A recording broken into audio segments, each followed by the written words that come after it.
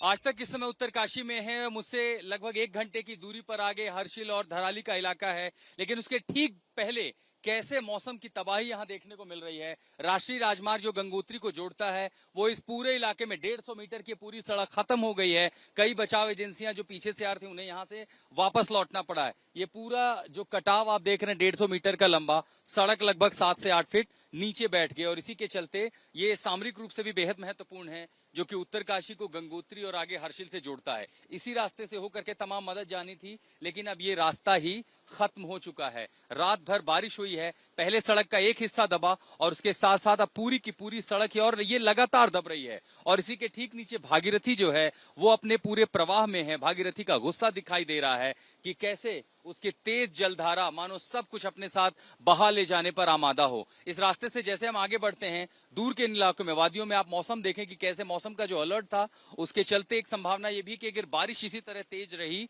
तो धराली में भी रेस्क्यू ऑपरेशन बहुत मुश्किल होगा। लेकिन उससे भी बड़ी चुनौती कैसे होस्टाइल हो गया मौसम, वो ये कि जो राष्ट्रीय राजमार्ग है वो भी पूरी तरह से ये धंस चुका है, नीचे जा चुका है, खत्म हो चुका है। ऊपर से जो भागीरथी है उसका प्रवाह बहुत तेज हो चुका है और साथ के साथ साथ धराली के इलाकों में अगर वहां भी बरसात होती है तो मदद पहुंचाना मुश्किल होगा। कम्युनिकेशन की चुनौती है, बिजली की चुनौती है और इन चुनौतियों से निपटते हुए जब आप इन इलाकों पर आएंगे तो देखेंगे कि यहाँ पर भी ये सड़क पूरी तरह से लगातार धंस रही है, जो अपने आप में मुश्किलों को खड़ा कर रही है। उत्तरकाशी में इस सबसे बड़ी आपदा में सबसे बड़े ऑपरेशन की कवरेज के लिए आज तक ग्राउंड जीरो पर है, उत्तरकाशी में है। भटवाड़ी से जैसे हम आगे जा रहे हैं, आगे जाने के बाद ये रास्ता दरअसल यहीं पर खत्म हो चुका है।